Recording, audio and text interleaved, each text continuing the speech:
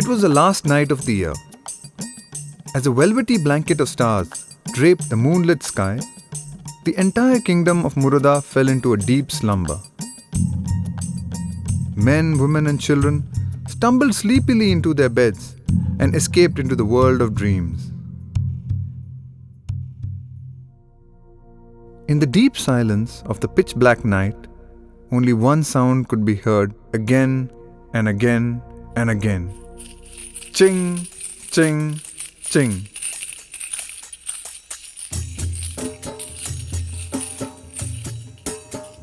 The sound echoed in the little streets and tiny corners of the kingdom and could be traced all the way to the top of the hill where the royal palace stood.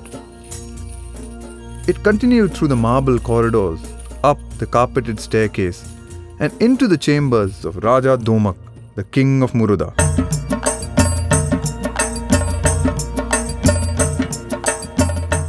Raja Domak sat in his treasury with a look of contentment on his face. Across him sat the Raja's mantri with an enormous pile of coins next to him. His nimble fingers were carefully counting the coins one by one. As he counted them, he dropped each coin into a giant chest.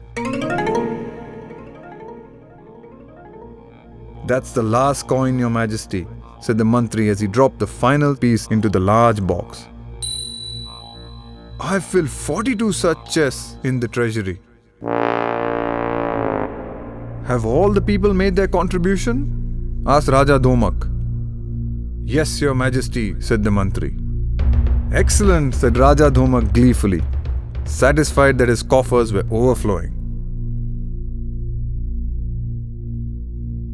It was not that the Raja was a bad king or even a greedy one. It was just that he became very insecure when his treasure house was not full. So even when his kingdom was suffering from drought and famine, he was reluctant to use the money to help his people. "Good night then," said the Raja as he happily retired to his bed. But the people of the kingdom were not happy. The riches of Muruda remained confined to the Raja's treasury. The rest of the kingdom could only watch helplessly as their hard-earned savings made their way into the king's treasure chest.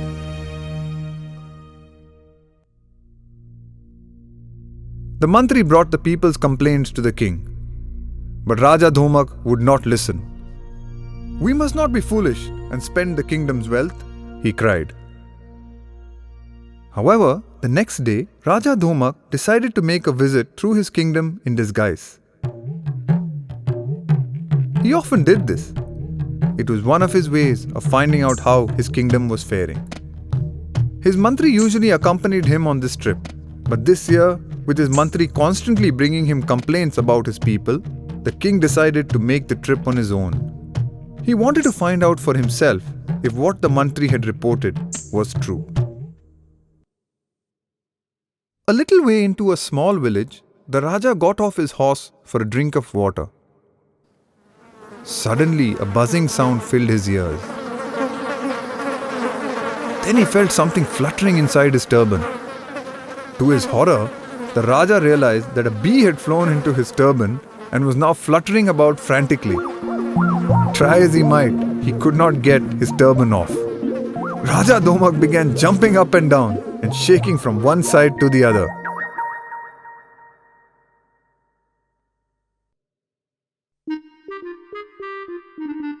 In a nearby field, little Lakshmi was humming to herself, playing hopscotch, when a strange sight caught her attention. There was a man prancing about near the stream as if he was doing some sort of dance. Suddenly he disappeared behind a bush. Just as Lakshmi approached the bush to get a closer look, the Raja popped up again, still hopping up and down, holding his turban. She could hear the buzzing of the bee. With the speed of lightning, Lakshmi dashed across to the king and yanked off his turban and threw it away. The bee immediately flew out of the turban and away into the fields. The Raja, exhausted, sat back in relief. "Thank you, little girl," said the Raja. With his turban off, Lakshmi recognized the king and immediately bowed low. "Your Majesty," she cried, "I didn't know it was you." "How can I reward you for helping me get rid of that bee?" asked the Raja. Lakshmi hesitated. "Go on and tell me, little girl. I'm sure there must be something that I can do," urged Raja Dhomak again. "Just give me 1 paisa, Your Majesty," said Lakshmi softly. "What?" asked the Raja, bewildered and not sure if he had heard correctly. "Did you say 1 paisa?" "Yes, just 1 paisa," said Lakshmi a little louder now. No, don't be shy. Come on, ask for something else. I insist," said the Raja, very amused with this little girl. Very well then, if you insist," said Lakshmi. "I would like you to double the number of paisa with each day for 1 month. 1 paisa on the first day, 2 on the second day, 4 on the third day, 8 on the fourth day, and so on." Then with a sweet smile she added, "Only for 30 days, of course." Raja Dhomak chuckled. Lakshmi's request seemed very small indeed. Just 1 paisa? No jewels or gold, just a few paise. "You shall have what you asked for," said Raja Dhomak. "My messenger will personally come and give you your reward every day for a month." And that was exactly what happened. Every day Raja Dhomak sent a messenger to Lakshmi with the money. And over the next 5 days handed out 4, 8, 16, 32 and 64 paise to his messenger. The Raja was very amused about Lakshmi's earnest desire for such a small amount. He even felt sorry for her. Every day the number doubled, and by the 15th day, instead of just placing a few coins in his messenger's hand, he had to send a bag carrying 16,384 paise, more than 150 rupees. Nevertheless, the king had millions of coins in his coffers. 100 rupees was not even what he spent on his lunch. By the 20th day, Raja Dhomak was starting to get worried. Lakshmi's simple request for 1 paisa had turned into 5,24,288 paise, more than 5,000 rupees. The king could still easily afford it, but by no means it was the mere pittance he had initially assumed it would be. No longer could he send the coins with a single messenger. An entire troop of messengers had to take the coins to Lakshmi on horseback.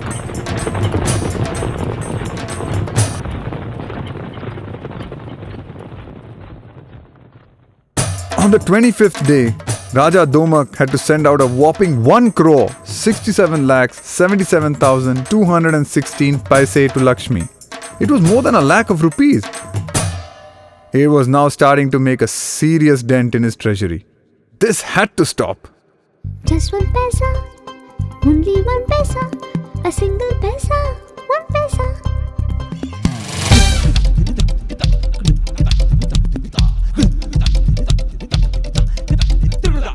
Just 1 paisa, only 1 paisa, a single paisa, 1 paisa. Just 1 paisa, only 1 paisa, a single paisa, 1 paisa. 1 to 2 to 4, double that to make some more. 1 to 2 to 4, double that to make some more. When you double what you got, you will find you have a lot. You will find that you have a lot. Coins, coins, coins double, Raja Dhomak is in trouble. Coins, coins, coins double, Raja Dhomak is in trouble. All his money goes and goes, Lakshmi's wealth grows and grows. Just 1 paisa, only 1 paisa, a single paisa, 1 paisa. Just 1 paisa, only 1 paisa, a single paisa, 1 paisa.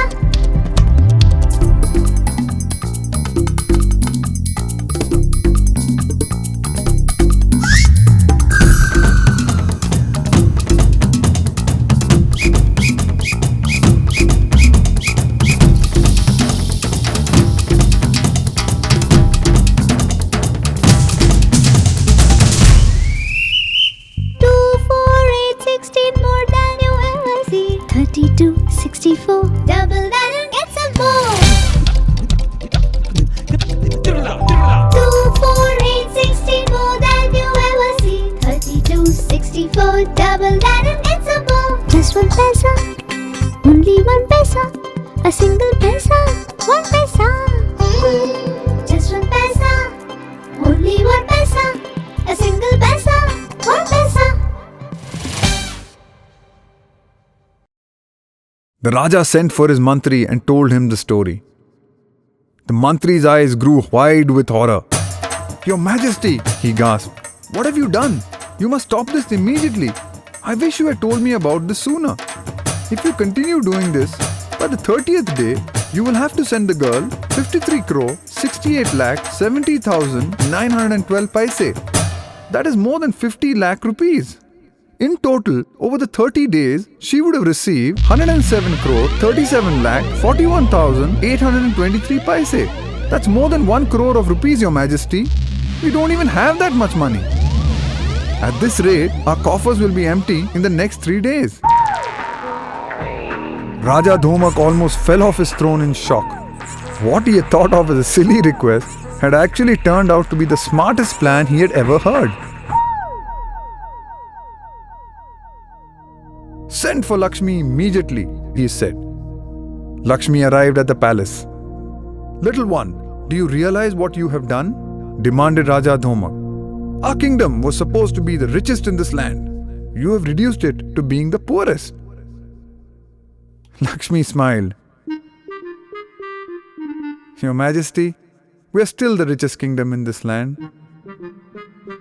I have distributed the money among all the people. The only difference is that instead of being in your treasury, the money is now among the people. Your Majesty, do you see how money grows exponentially even by doubling just 1 paisa?"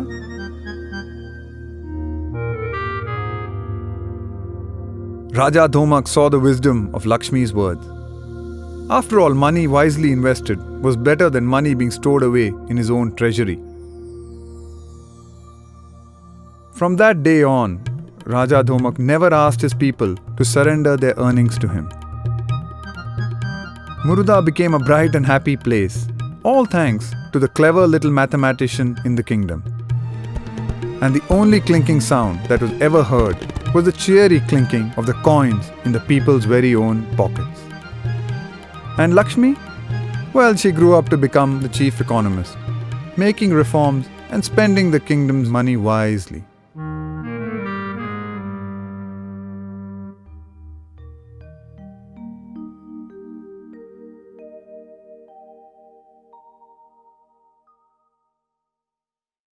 Just 1 paisa, only 1 paisa, a single paisa, 1 paisa.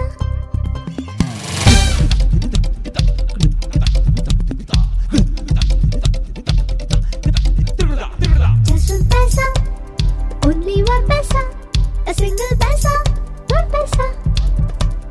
Just 1 paisa, only 1 paisa, a single paisa, 1 paisa. 1 to 2, 2 to 4, double that to make some more. 1 to 2, 2 to 4, double that to make some more. When you double what you got, you will find you have a lot. You will find that you have a lot. Coins, coins, coins, double. Raja Dhomak is in trouble. Coins, coins, coins, double. Raja Dhomak is in trouble. All his money goes and goes. Lakshmi's wealth grows and grows. Just 1 paisa, only 1 paisa, a single paisa, 1 paisa. Just 1 paisa, only 1 paisa, a single paisa, 1 paisa.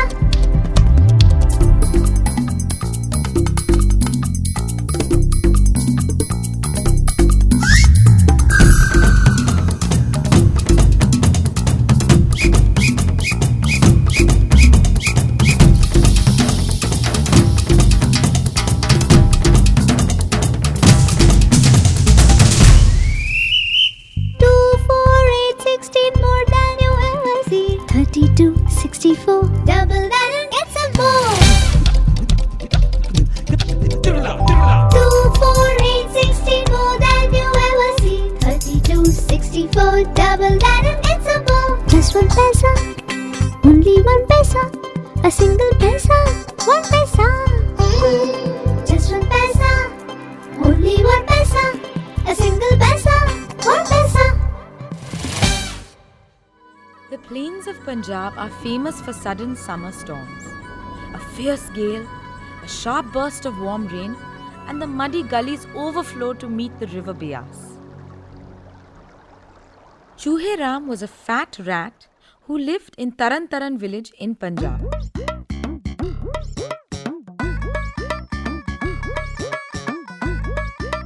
One day, as he was going home, there was a sudden storm. He decided to dig a hole in the ground and sit there until the storm blew over. While digging, he found a dry root. Such a perfect dry root, said Chooheram to himself. It'll make an excellent fire. So he set it aside carefully to take it home with him. When the skies cleared up, he set off with the dry root in his mouth.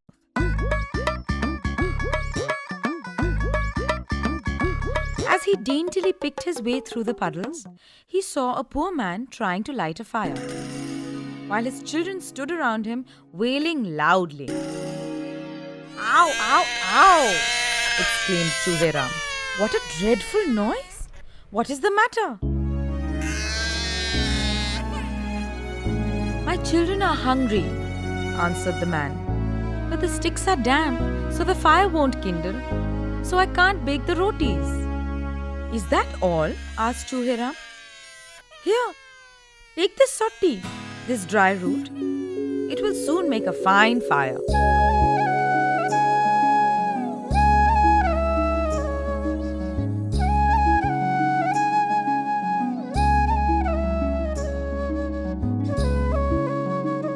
The poor man, with 1,000 thanks, took the root. The fire burnt immediately, and he made hot rotis for his children. He gave Chooheram a fresh roti.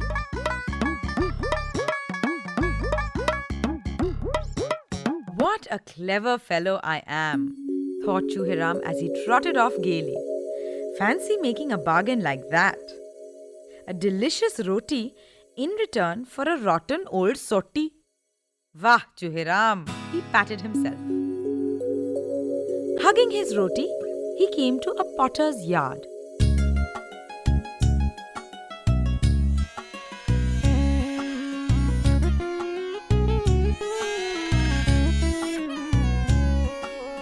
The potter was trying to quieten his 3 little children who were howling as if they would burst.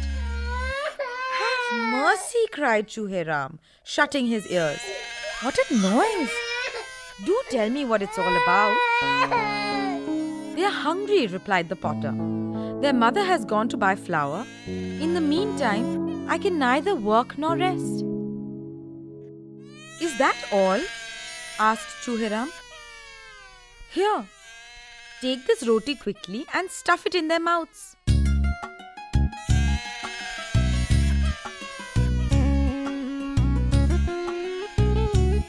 So the potter did, and the children immediately fell quiet. The potter was so grateful that he chose his nicest round pot and gifted it to Chooheram. Chooheram was delighted. "Oh, what a fine choti!" he cried.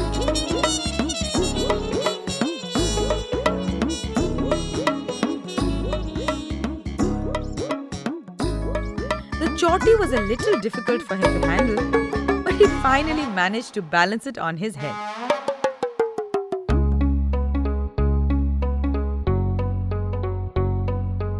He tiptoed, tink-a-tink, tink-a-tink, down the road with the pot on his head and his tail draped over his arm so that he wouldn't trip over it.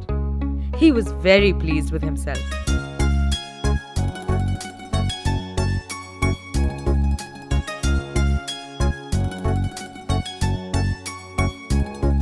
I gave a root and got some food. I'm such a clever rat.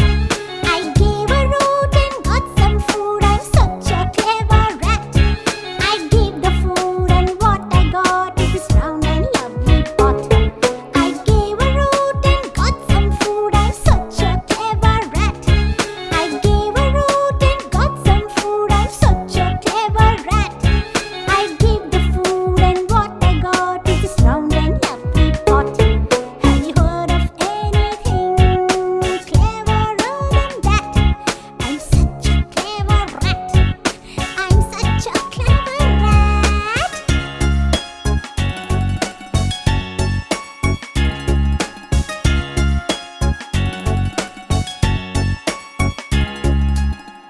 and by, he came to a field where some cowherds were herding their cattle.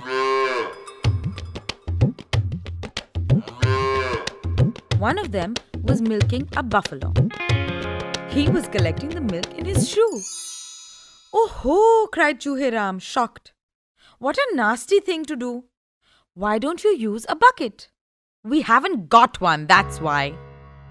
"And Moti, my buffalo, has to be milked before the sun rises too high," growled the cowherd. "If that is all," replied Chooheram, "oblige me by using this choti."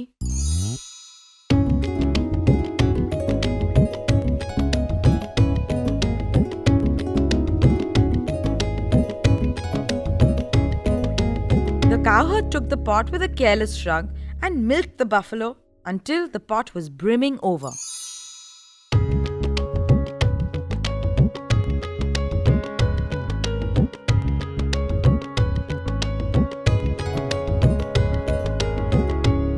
Then, turning to Chooheram, he said, "Here, little fellow, you may have a sip of milk in payment." But Chooheram was shrewd. "No, no, my friend," said he, "that will not do. My pot is worth more than a few sips of milk. I never make a bad bargain, so I expect you to give me your buffalo in return for my pot." "Nonsense," cried the cowherd. "My moti for your choti? Whoever heard of such a deal? And why on earth do you want a buffalo? Why, you were struggling even with the pot." Chooheram drew himself up with dignity. He did not like fun poked at his sides. "That is my affair," he said. "Your business is to hand over the buffalo."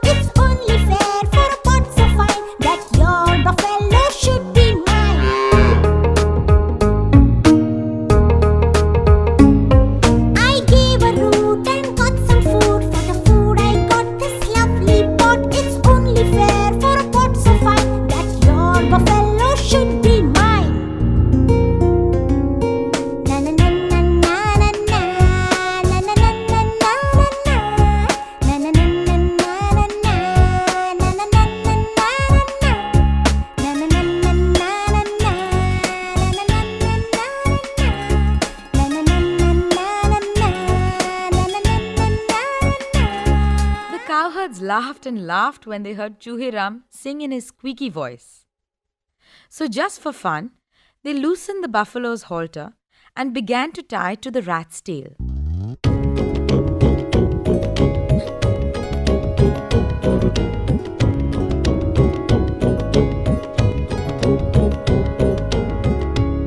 "No, no," he called. "If the beast pulled, my tail would come off. And then what would I do? Tie it around my neck, please."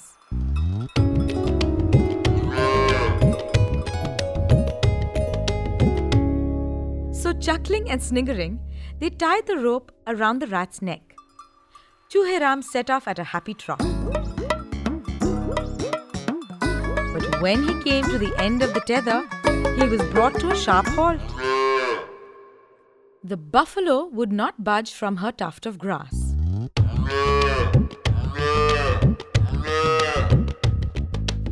As Chooheram stood wondering what to do, Moti found another juicy tuft and marched off.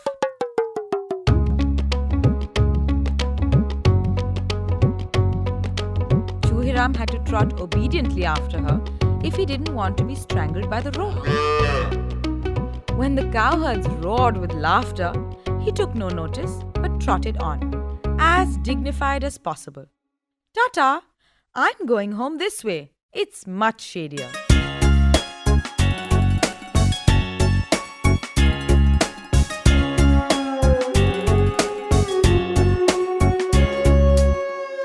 But by evening, he was dead tired and truly thankful when the great big beast sat under a tree to chew its cud.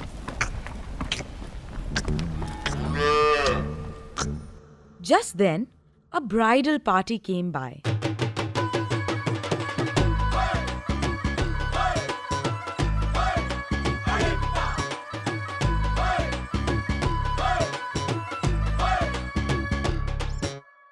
The bridegroom and his friends had gone on ahead to the next village.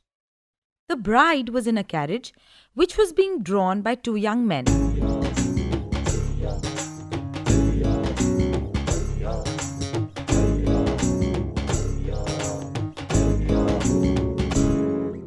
Seeing a nice shady tree, the men stopped and began to cook some food.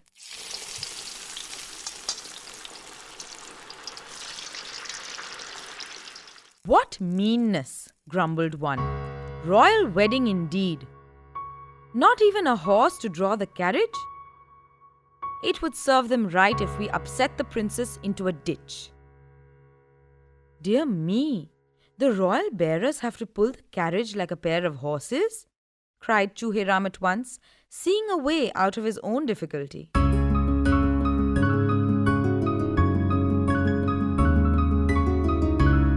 "That is a shame. I sympathize with you. If you will allow me, I'll give you my buffalo Moti. She will pull the carriage." "Your buffalo? What rubbish!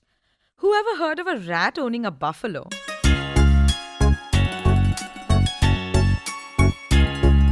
"Not often, I admit," said Chooheram with pride. "But look, I am leading the beast by a string." "Oh, never mind," cried one of the bearers. "I would like a buffalo to draw the carriage in my place."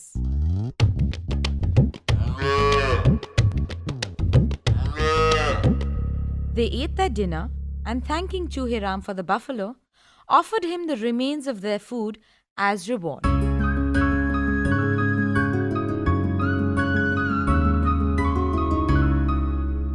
"Now look here," cried Chooheram hotly.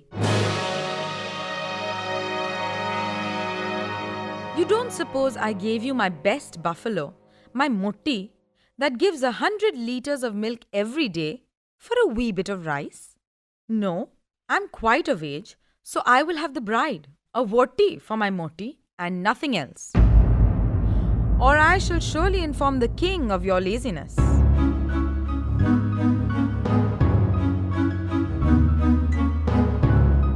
Alarmed by the threat, the bearers rode off on the bewildered buffalo, leaving the bride in her carriage. In the sweetest voice, Chooheram begged the princess to step down from the carriage.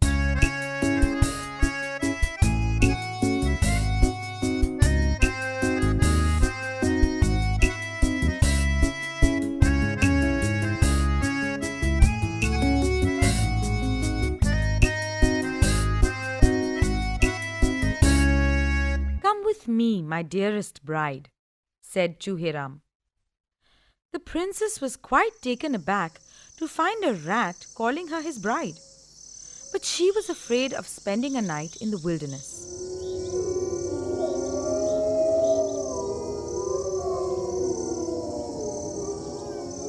So she meekly followed Chooheram, who kept congratulating himself. "How clever I am! What wonderful bargains I make!"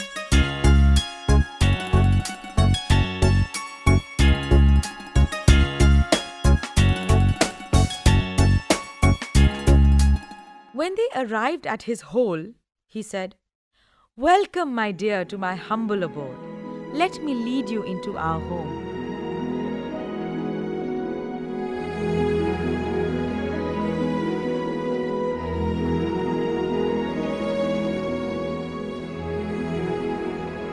And he slipped into his hole.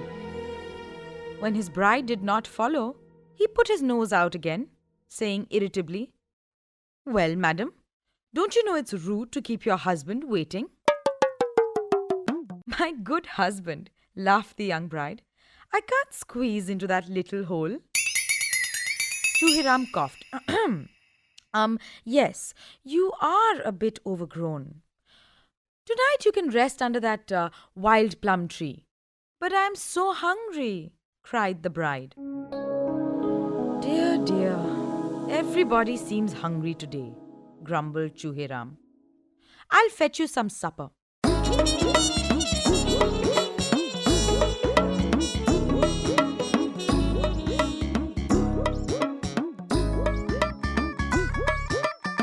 he ran into his hole and came back with one dry pea.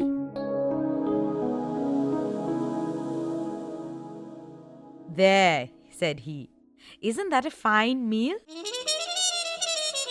I can't eat that, whimpered the bride. It isn't even a mouthful. I want cake and eggs. Oh dear me, cried Chooheram. What a nuisance a bride is. Why don't you eat the wild plums?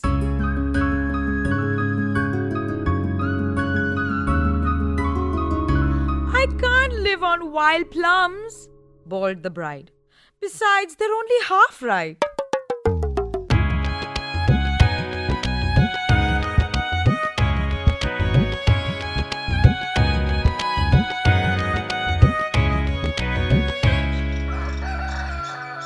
So the next morning, Chooheram nibbled away at the stalks till the wild plums fell down into the bride's veil. She carried them into Amritsar, calling out through the streets, "Wild plums I sell, wild plums. King's daughter I am, rat's bride as well. Wild plums I sell, wild plums. King's daughter I am, rat's bride as well."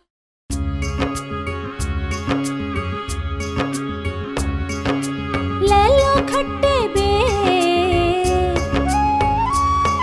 oh lelo meethe be, lelo khatte be, lelo meethe be, ho raje di main beti mainu chooha le gaya gher, mainu chooha le gaya gher, lelo khatte be, lelo meethe be. The queen heard her voice and came running out. When she recognized her daughter, she was overjoyed.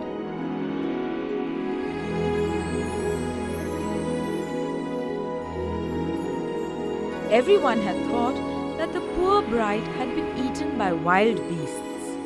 There was great rejoicing all over Amritsar.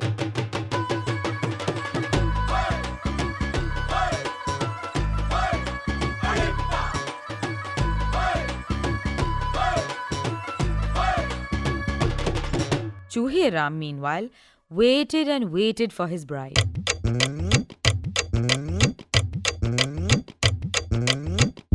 When it got dark, and it was clear that his bride was not coming back, he said to himself, "Well, good riddance. Brides are a nuisance."